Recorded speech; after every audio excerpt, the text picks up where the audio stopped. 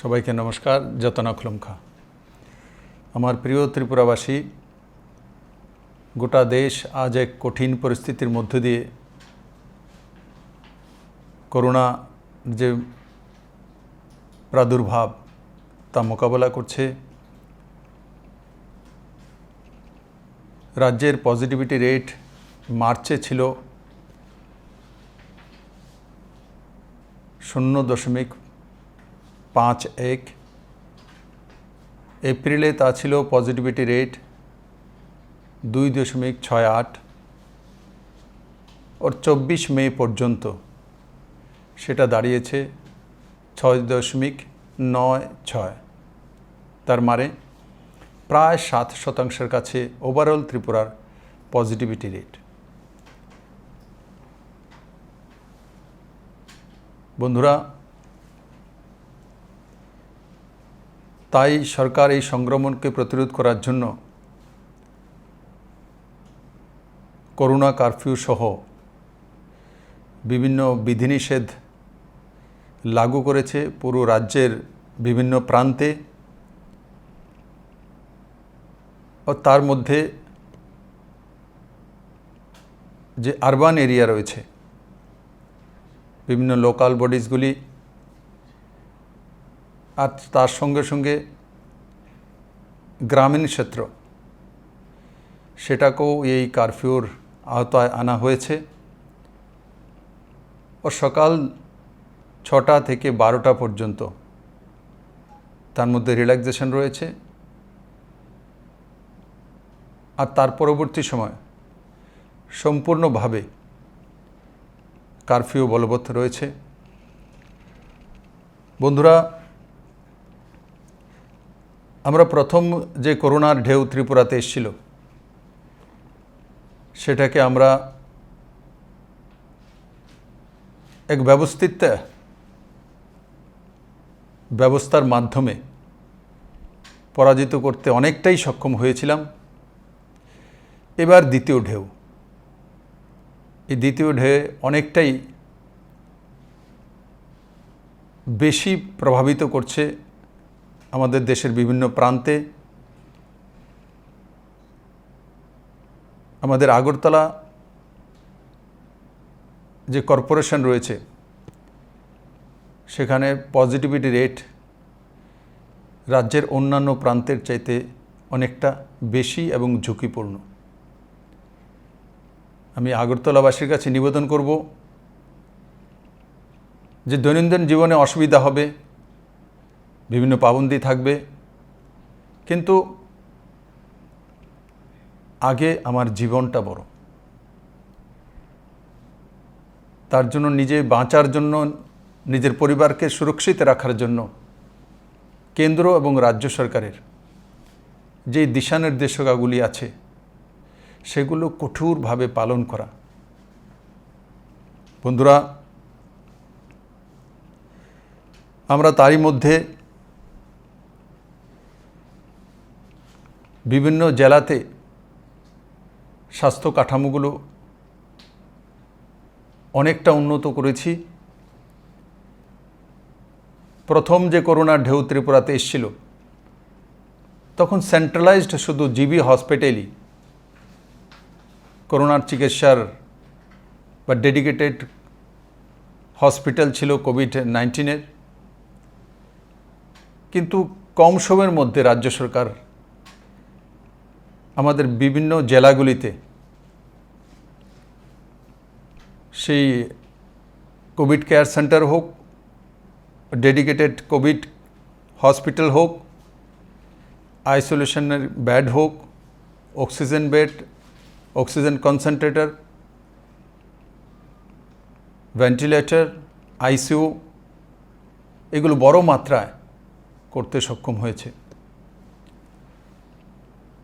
বন্ধুরা, আমরা ত্রিপুরাতে ভ্যাকসিনেশনও শুরু করেছি। মাননীয় প্রধানমন্ত্রীজির মার্গদর্শনে ত্রিপুরা বড় মাত্রায় যে ভ্যাকসিনেশনের নিয়ম কানুনগুলো মেনে প্রথমে যারা বুজুর্গ রয়েছেন তাদের জন্য পরবর্তী সময় 45-এর ঊর্ধ্বে ও তার সঙ্গে সঙ্গে 18 থেকে 44 বছর পর্যন্ত যাদের বয়সসীমা রয়েছে, আমরা সেই ভ্যাকসিনগুলো রাজ্যের বিভিন্ন প্রান্তে পৌঁছে ভ্যাকসিনেটেড করতে সক্ষম হয়েছি। আর ত্রিপুরা দেশের মধ্যে সর্বোচ্চ যে ভ্যাকসিনেশন হয়েছে সে রাজ্যগুলোর মধ্যে প্রথম স্থানে রয়েছে। প্রায় 28% মানুষের মধ্যে সেই ডোজ পৌঁছে দিতে আমরা সক্ষম হয়েছি। ত্রিপুরা রাজ্যে যে প্রথম যে ডোজ সেটা 15,52,000 মানুষের মধ্যে পৌঁছে দিতে সক্ষম হয়েছি। আর তার সঙ্গে সঙ্গে দ্বিতীয় ডোজ সেটাও প্রায় 6.25 লাখ ত্রিপুরাবাসীর কাছে পৌঁছে দিতে স্বাস্থ্য মন্ত্রণালয় এবং বাকি যে অ্যাডমিনিস্ট্রেশন সে সক্ষম হয়েছে। তার জন্য আমি স্বাস্থ্য মন্ত্রণালয়ের সমস্ত সহযোগী কর্মীদেরকে অত্যন্ত ধন্যবাদ জানাই।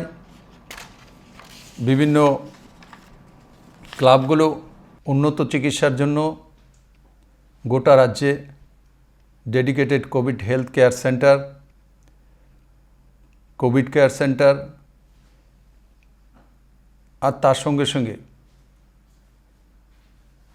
অন্যান্য স্বাস্থ্য শিবির এই সবগুলোতে পর্যাপ্ত শয্যা, অক্সিজেনযুক্ত bed, oxygen concentrator, ventilator, ICU bed, প্রয়োজনীয় চিকিৎসার কাঠামোর প্রস্তুত করা হয়েছে।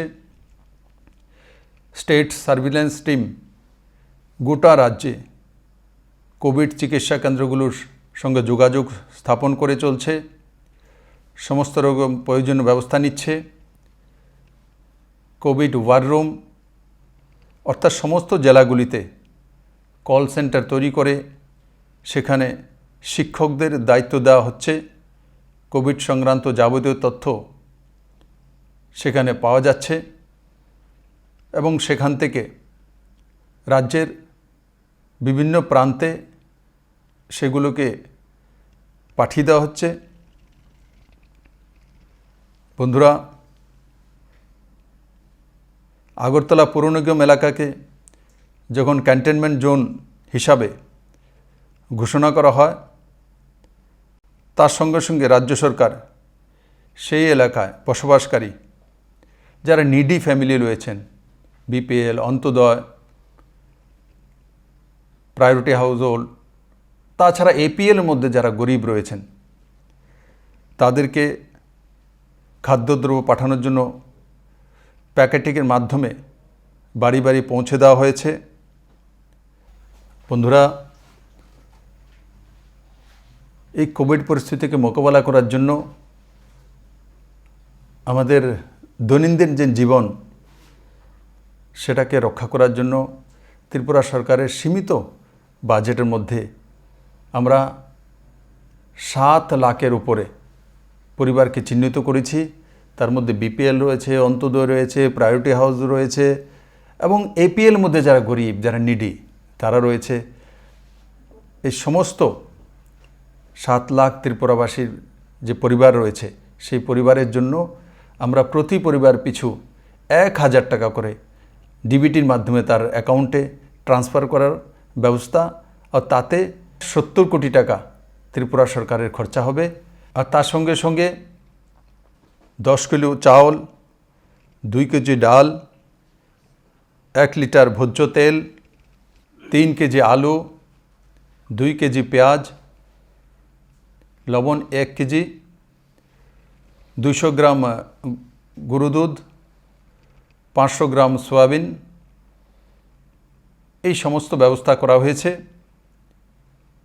আর তাতে সরকারের ব্যয় হবে 80 কোটি টাকার উপরে। বিশেষ করে অর্থনৈতিকভাবে অসচ্ছল মানুষের কথা বিবেচনা করে 15 থেকে 20 দিনের মধ্যে বড় মাত্রায় এমজিএন রেগা এবং 2F কাজের ব্যবস্থা রাজ্য সরকার করতে সক্ষম হয়েছে। এই শ্রম দিবস তৈরিতে 2F জন্য রাজ্য সরকার ব্যয় হবে 25 কোটি টাকা,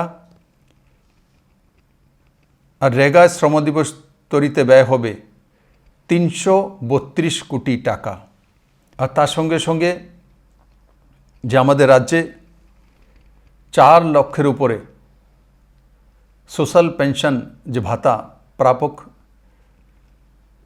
রয়েছেন তাদের 2 মাসের ভাতা মানে 2000 টাকা একযোগে তাদের অ্যাকাউন্টে পৌঁছে দেওয়ার সরকার নির্ণয় নিয়েছে। তাতে 72 কোটি টাকা রাজ্য সরকারের বাজেট থেকে যাবে। সব মিলিয়ে সরকারের ব্যয় হবে 579 কোটি টাকা। বাক্সানো হাসতে হাফাংনি বকাত্তেই কোভিড জারাও বেবাক শেখ সুবিধা মানথক থং আপনি বাগৈ বেবাগৈ 579 করোড় রাং শিবরাই সুবিধায় রেজাগৈ তঙ্গ চিনি হাফাং যতনি হামকরাই নায়ো যতন কাহামকারং তংবায়দি। বন্ধুরা, এই কোভিড পরিস্থিতিতে আমরা জানি যে আমাদের এখানে দিনমজুর রয়েছেন, রিক্সাপোলার রয়েছেন, অটো চালক রয়েছেন, বিপিএল পরিবার, এপিএলের মধ্যে গরিব পরিবার, প্রায়োরিটি হাউসহোল্ড, ওর সঙ্গে সঙ্গে যারা রেশন বাজার মেলের দোকান, যারা পার্লার চালান, যাদের যে সেলুনের দোকান রয়েছে, ডেকোরেটর রয়েছে, শিল্পী বন্ধুরা রয়েছে, হকাররা রয়েছে, এ সবার জন্য চিন্তা করে একযোগে সরকার এই যে 7 লক্ষ পরিবারের যে যোজনা নিয়ে এসছে তার পেছনে একটাই কারণ, যে আলাদা আলাদা করে বেড না করে একসঙ্গে 7 লক্ষ পরিবার, এই যেই নামগুলো আমি নিলাম এই সবগুলো এই 7 লক্ষ পরিবারের মধ্যে চলে আসে। তার জন্য তার অ্যাকাউন্টে 1000 টাকা করে পাঠিয়ে দেওয়া, আর তার সঙ্গে সঙ্গে তার পরিবারের খাওয়ার ব্যবস্থা করা, তার প্যাকেট তার পরিবারের কাছে পৌঁছে দেওয়া। তার মধ্যে রেশনিং সিস্টেম, ভলেন্টিয়ার্স এবং ডিস্ট্রিক্টের অ্যাডমিনিস্ট্রেশন কাজ করবে। আর যেই প্যাকেজটার বিষয়ে আমি বললাম যে 579 কোটি টাকা, নিশ্চিত এই সময় সেটা ত্রিপুরাবাসীর কল্যাণে সুন্দর ভূমিকা পালন করবে। বন্ধুরা, রাজ্য সরকারের আয় সীমিত রয়েছে, আপনারা সবাই অবগত আছেন, এবং তার মধ্যে দিয়েও আপনারা প্রথমেও দেখেছেন এই কোভিড পরিস্থিতির মধ্যে দিয়েও সরকারি কর্মচারীদেরকে এ সরকার 3% দিয়ে দিয়েছে। একমাত্র রাজ্য ত্রিপুরা যে কি কোভিড পরিস্থিতিতে সরকারি কর্মচারীদের বেতন কাটা হয়নি, তাকে ইনস্টলমেন্টে দেওয়া হয়নি, ওর অতিরিক্ত 3% দিয়ে দেওয়ার ব্যবস্থা করেছে। আর আজকে যে পরিস্থিতি মোকাবেলার জন্য রাজ্য সরকার সম্পূর্ণভাবে তৈরি রয়েছে। গত বছর আমাদের কাছে ডেডিকেটেড কোভিড হাসপাতাল ছিল মাত্র 1টি, ও তার মধ্যে যে বেড ছিল তার সংখ্যা ছিল 100টি। কিন্তু কম সময়ের মধ্যে আপনাদের সবার আশীর্বাদে, হেলথ কর্মীদের সহায়তায়, অ্যাডমিনিস্ট্রেশনকে সঙ্গে নিয়ে, কেন্দ্র সরকারের সহায়তায় আমরা এবার ত্রিপুরাতে 2টি ডেডিকেটেড কোভিড হসপিটাল রয়েছে, আর তার মধ্যে বেড সংখ্যা রয়েছে 341টি। 100 বেডের আরও একটি প্রস্তুতি চলছে। গোটা রাজ্যে 7টি ডেডিকেটেড কোভিড হেলথ সেন্টার রয়েছে।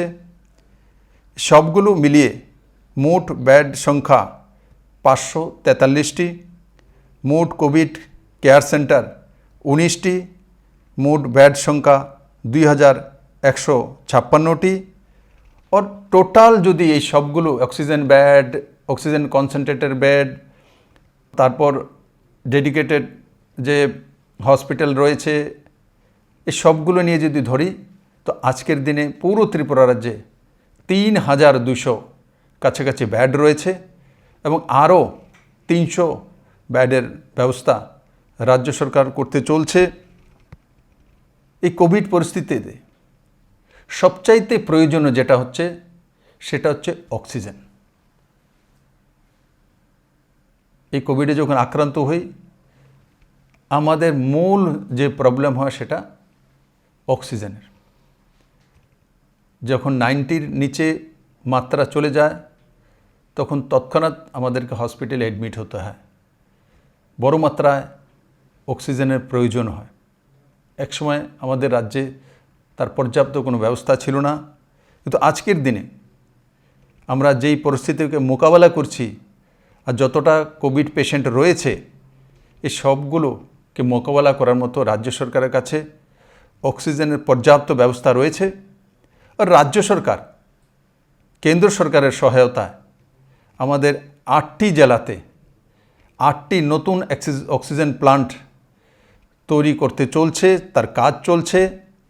তার সঙ্গে সঙ্গে আমি অত্যন্ত খুশির সঙ্গে বলবো যে উত্তর পূর্বাঞ্চলের মধ্যে সবচাইতে বড় অক্সিজেন প্লান্ট, যেটার প্রতি মিনিটে 1050 LPM এর অক্সিজেন প্লান্ট, সেটা আমাদের আগরতলাতে আইজিএমে নির্মাণাধীন।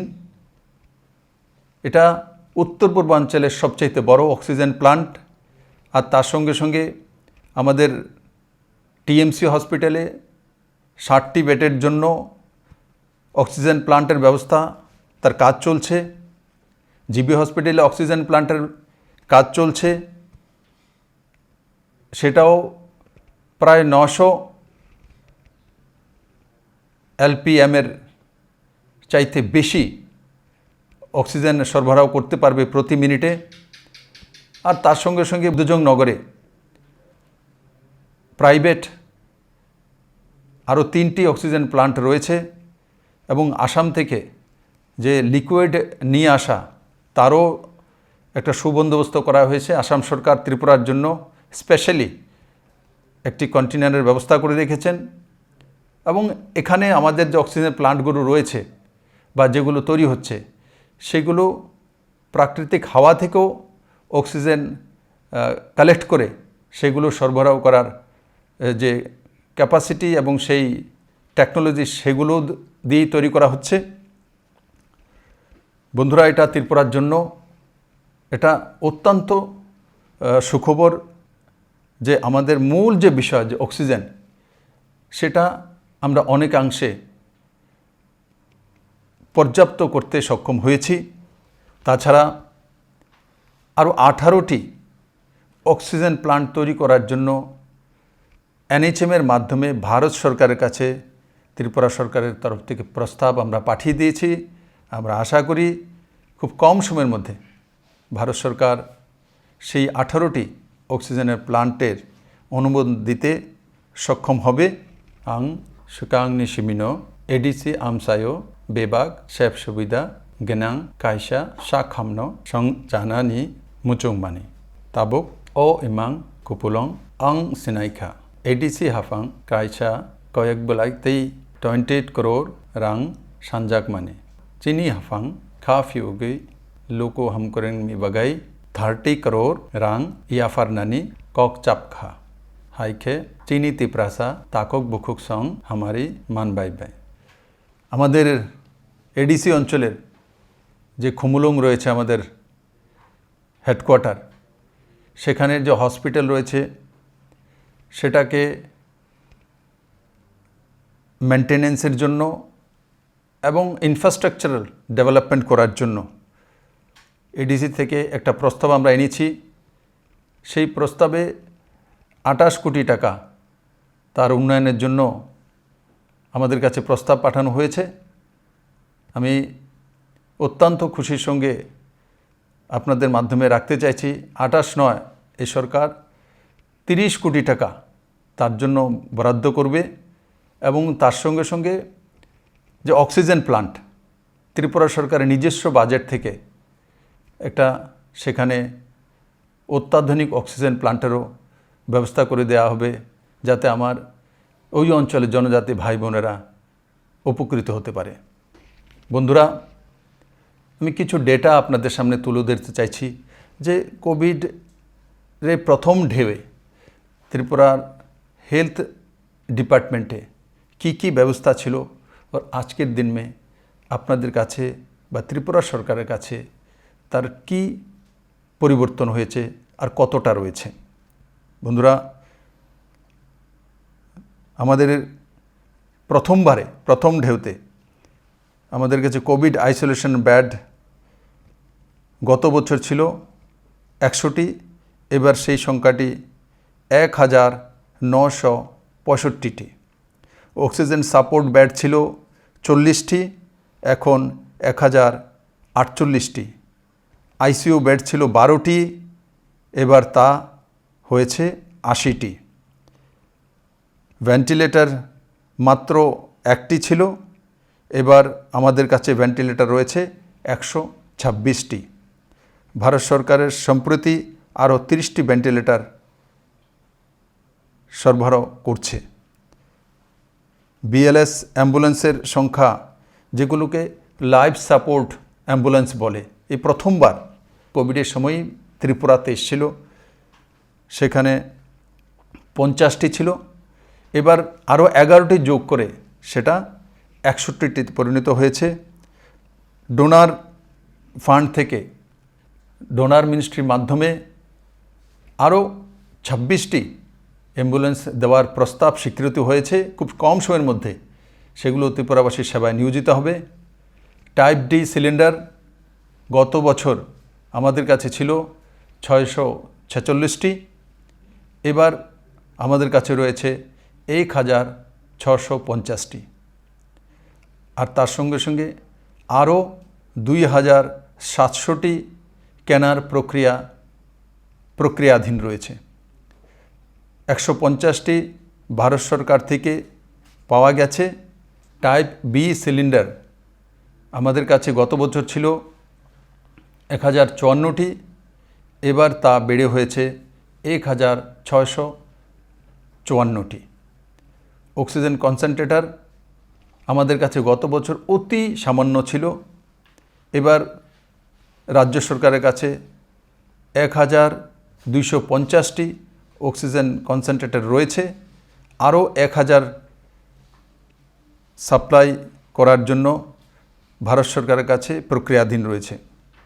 তাছাড়া পিপিই কিট, মাস্ক, স্যানিটাইজার এবং অন্যান্য প্রয়োজনীয় যে সামগ্রী বড় মাত্রায় ত্রিপুরা সরকারের কাছে বিভিন্ন হাসপাতাল, প্রাথমিক স্বাস্থ্যকেন্দ্র এবং এনএচএমের কাছে রয়েছে।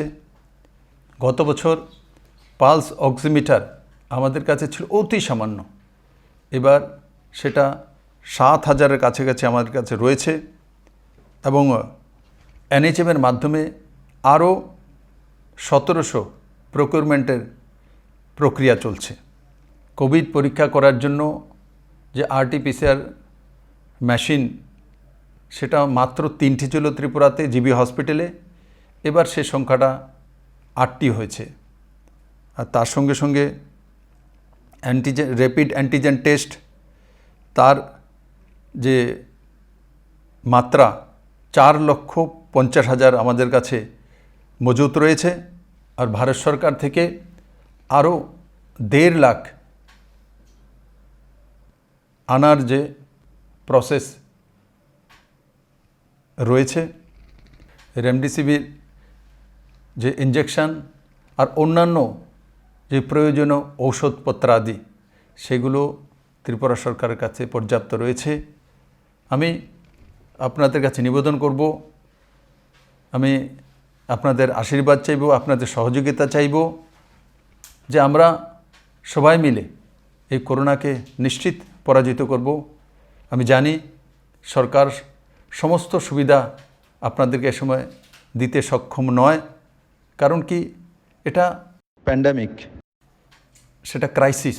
তো স্বাভাবিকভাবে আমাদের যে দৈনন্দিন জীবনশৈলী তার মধ্যে তার প্রভাব থাকবে। আমরা এই কম সময়ের মধ্যে যে ত্রিপুরা সরকারে আসার পর বিভিন্ন যে গভর্নমেন্ট জব এবং বিভিন্ন ডেভেলপমেন্টের কাজগুলি শুরু করেছি, সেই স্মল স্কেল ইন্ডাস্ট্রি হোক, তার সঙ্গে সঙ্গে স্কিল ডেভেলপমেন্টের মাধ্যমে হোক, জব ক্রিয়েটারে হোক, গভর্নমেন্ট জব হোক, পুলিশের জন্য রিক্রুটমেন্ট প্রসেস হোক, টিপিএসসির এক্সাম হোক, এই সবগুলো আমরা প্রক্রিয়াধীন রেখেছি। এই কোভিডের মোকাবেলা করে খুব কম সময়ের মধ্যে আমি আমার রাজ্যের নজওয়ান ছেলেমেয়েদেরকে বিশ্বাসের সঙ্গে আপনাদের সামনে বিষয়টা রাখতে চাইছি যে আপনাদের অধিকার, আপনাদের যেটা জীবনশৈলীর জন্য প্রয়োজনীয়, সেটা কোভিড কোনো মতে আটকাতে পারবে না। যেই প্রসেসগুলো আমরা শুরু করেছি, আমরা এই খুব কম সময়ের মধ্যে কোভিডকে পরাজিত করতে আপনাদেরকে নিয়ে সক্ষম হব। আর তারপর আমাদের যে ভবিষ্যৎ জীবনের যে পরিকল্পনা যে ত্রিপুরা সরকার করে রেখেছে, সে সরকারি জব হোক আর ইন্ডাস্ট্রিয়াল ডেভেলপমেন্টের মাধ্যমে হোক, স্পেশাল ইকোনমিক জোনের মাধ্যমে হোক, মডেল ত্রিপুরার যে কল্পনা আমাদের রয়েছে সেটা আমরা ভিত্তি স্থাপন করেছি। কিন্তু কোভিড কোনো মতে আমাদেরকে আটকাতে পারবে না, এটা সাময়িক মাত্র। আমার পূর্ণ বিশ্বাস আমার নজওয়ান ছেলেমেয়েরা, আমার গার্জিয়ানেরা, আমাদের ত্রিপুরা রাজ্যের যারা বুজুর্গ রয়েছেন, যারা পেনশনার্স রয়েছেন, তাদের একটা অভিজ্ঞতা রয়েছে, 20 বছরের 30 বছরের চাকরির অভিজ্ঞতা রয়েছে। সেই অভিজ্ঞতাকে গ্রামে গঞ্জে শহরের মধ্যে কাজে লাগিয়ে এই সমাজ ব্যবস্থাকে আপনাদের আশীর্বাদ দেওয়ার জন্য আমি আপনাদেরকে অনুরোধ করব। আর সঙ্গে সঙ্গে বলবো যে কোনো মতেই ঘাবড়ানো নয়, মানসিক শক্তি হচ্ছে সবচেয়ে বড় শক্তি। আর আমাদের কাছে যে হেলথ ব্যবস্থা রয়েছে, আমাদের প্রিয় প্রধানমন্ত্রী নরেন্দ্র ভাই মোদী রয়েছেন, আর আমাদের ভলেন্টিয়াররা রয়েছে, বিভিন্ন ক্লাবগুলো রয়েছে, আমাদের গ্রামের যে বুজুর্গ বড়জনেরা রয়েছেন, আমাদের জনজাতি সমাজের চৌধুরীরা রয়েছেন, সমাজপতিরা রয়েছেন, আমার বিভিন্ন সরকারি কর্মচারীরা রয়েছেন, সাংবাদিক বন্ধুরা রয়েছেন। এবার আমি লক্ষ্য করেছি বড় মাত্রায় আমাদের সাংবাদিক বন্ধুরা বিভিন্ন জায়গাতে নিজেরা কোভিড মোকাবেলায় অগ্রণী ভূমিকা পালন করেছেন। আমার সম্পূর্ণ বিশ্বাস আপনাদের সকলকে নিয়ে যে স্বপ্নটা আমরা দেখেছি, নতুন ত্রিপুরা গড়ার, শক্তিশালী ত্রিপুরা গড়ার, কোনো ভয় নেই। ত্রিপুরা সেই দিশাতে যাবে। আর ভিশন ডকুমেন্টসে যা যা বলেছি বন্ধুরা, সেগুলো আপনাদের সামনে নিশ্চিত আসবে। এই কোভিডের কারণে 1 বছর আর এখন আবার 2 মাস এই সরকারের কাছ থেকে চলে যাচ্ছে, কিন্তু এই সময়টাকে কিভাবে আবার স্পিডে রিকভারি করা তার রাস্তায় সরকার তৈরি করছে। এবং স্বনির্ভর ত্রিপুরা তৈরি করার জন্য আপনাদের সাহায্য চাই, সহযোগিতা চাই, আশীর্বাদ চাই। আপনারা সবাই ভালো থাকুন, সুস্থ থাকুন, ঘরে থাকুন আর বিধিনিষেধ মেনে চলুন। সবাইকে অনেক অনেক ধন্যবাদ। জয় হিন্দ।